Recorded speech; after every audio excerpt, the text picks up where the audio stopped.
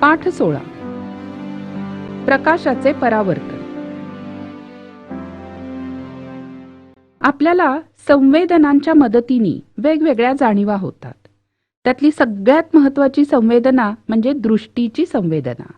कारण त्यामुळेच आपण सभोवतालचे डोंगर, नदी, झाडं, चंद्र, सूर्य अशा सर्व वस्तू बघू शकतो. रात्रीच्या वेळेला दिवा बंद केला तर खोलीतल्या वस्तू लगेच दिसेनाशा होतात. पण दिवा आपण पुन्हा चालू केला तर वस्तू पहिल्यासारख्याच दिसायला लागतात. म्हणजेच वस्तूंपासून येणारा प्रकाश जेव्हा आपल्या डोळ्यात प्रवेश करतो तेव्हा वस्तू आपल्याला दिसायला लागतात. डोळ्यांमध्ये प्रवेश करणारा हा प्रकाश त्या वस्तूने उत्सर्जित केलेला तरी असेल किंवा त्या वस्तूपासून परावर्तित झालेला तरी असेल. आता वस्तूपासून परावर्तित झालेला प्रकाश म्हणजे काय ते बघूया. प्रकाशाचं परावर्तन. एखाद्या पृष्ठभागावर प्रकाश किरणं पडली तर त्यांची दिशा बदलते आणि ते परत फिरतात. यालाच प्रकाशाचं परावर्तन म्हणतात. प्रकाश किरण आरशावर आदळल्यावर परावर्तित होतात व वेगळ्या दिशेने जातात. जे प्रकाश किरण कोणत्याही पृष्ठभागावर पडतात त्यांना आपाती किरण म्हणतात. आपाती किरण पृष्ठभागावर ज्या बिंदूवर पडतात तो बिंदू म्हणजे आपतन बिंदू. तर पृष्ठभागावरून परत फिरणाऱ्या किरणांना परावर्तित किरण म्हणतात. यांची दिशा काही नियमानुसार ठरते. या नियमांना म्हणायचं परावर्तनाचे नियम. हे नियम समजून घेण्याच्या आधी आपण काही संज्ञा समजून घेऊया. आता या ठिकाणी आरशाची स्थिती दाखवणारी ही आहे रेषा PQ. AO हा आहे आपाती किरण कारण तो आरशाकडे आलेला आहे.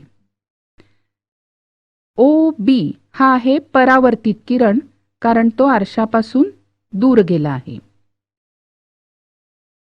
आरशाची स्थिती दाखवणाऱ्या रेषेच 90 अंशाचा कोन करणारी ही आहे रेषा ON. याला म्हणायचं स्तंभिका.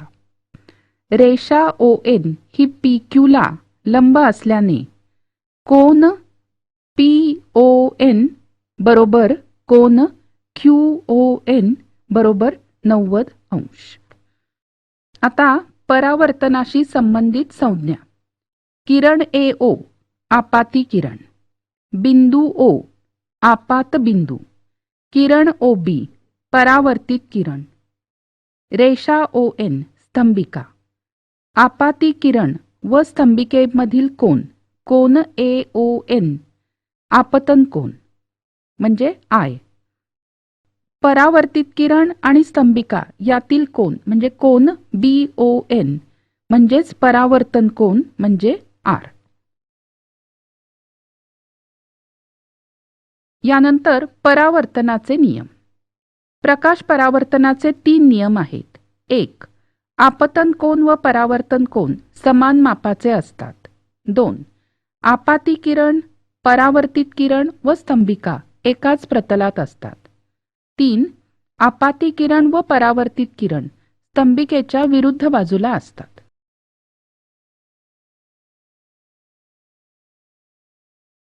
आता प्रकाश परावर्तनाचे प्रकार. 1. प्रकाशाचं नियमित परावर्तन. सपाट व गुळगुळीत पृष्ठभागावरून होणाऱ्या प्रकाशाच्या परावर्तनाला नियमित परावर्तन म्हणतात.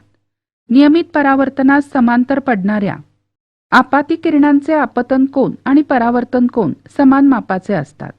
त्यामुळे परावर्तित किरण हे परस्परांना समांतर असतात. दुसरा प्रकार म्हणजे प्रकाशाचं अनियमित परावर्तन. खडबडीत पृष्ठभागावरून होणाऱ्या प्रकाशाच्या परावर्तनाला अनियमित परावर्तन म्हणतात. अनियमित परावर्तनामध्ये समांतर पडणाऱ्या आपाती किरणांचे आपतन कोन समान मापाचे नसतात. म्हणून त्यांचं परावर्तन कोनही समान नसतात. त्यामुळे परावर्तित किरण परस्परांना समांतर असत नाहीत तर ते विस्तृत पृष्ठभागावर विखुरले जातात. पण लक्षात ठेवा की अनियमित परावर्तनामध्ये प्रत्येक आपतन बिंदूशी होणारा आपतन कोन वेगळा असतो, परंतु एकाच आपतन बिंदूशी होणारे आपतन कोन व परावर्तन कोन समान मापाचेच असतात.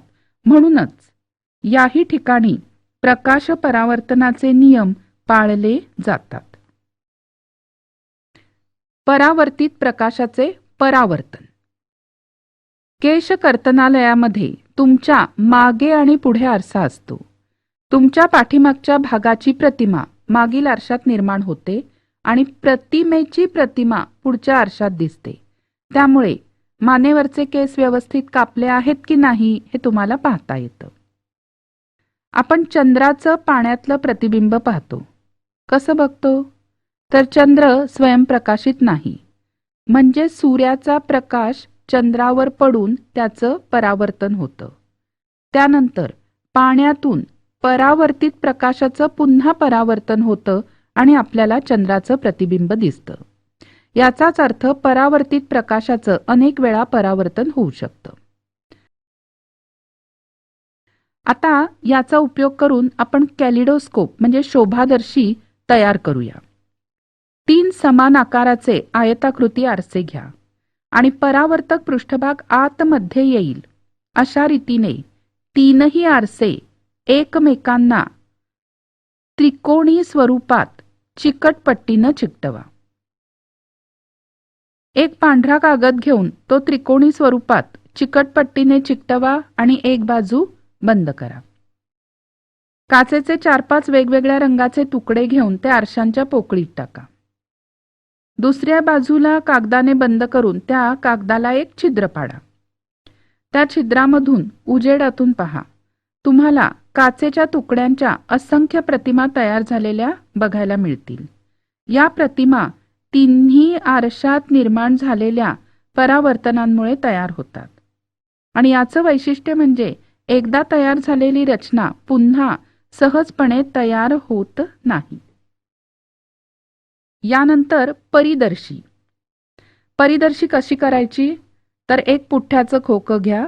खोक्याच्या वरच्या आणि खालच्या बाजूला खाचा करून त्यामध्ये खोक्याच्या बाजूला 45 अंशाचा कोन करणारे आणि एकमेकांना समांतर असणारे 2 आरसे बसवा आणि चिकटपट्टीने घट्ट चिकटवा. वरच्या आणि खालच्या आरशाजवळ एकमेकांच्या विरुद्ध बाजूला साधारण 1-1 इंचाच्या 2 खिडक्या करा. आता खालच्या खिडकीतून बघा. खालच्या खिडकीतून तुम्हाला वरच्या खिडकीच्या समोरचं दृश्य दिसतं. या तयार झालेल्या उपकरणाला म्हणायचं परिदर्शी. याचा उपयोग पाणबुडीमध्ये समुद्राच्या वरील वस्तू बघण्यास आणि बंकर्समध्ये भूपृष्ठभागाच्या खाली राहून भूपृष्ठावरील वस्तूंची टेहळणी करण्यासाठी केला जातो. कॅलिडोस्कोप आणि परिदर्शी ही दोन्ही उपकरणं परावर्तित प्रकाशाचं परावर्तन या गुणधर्मावर कार्य करतात.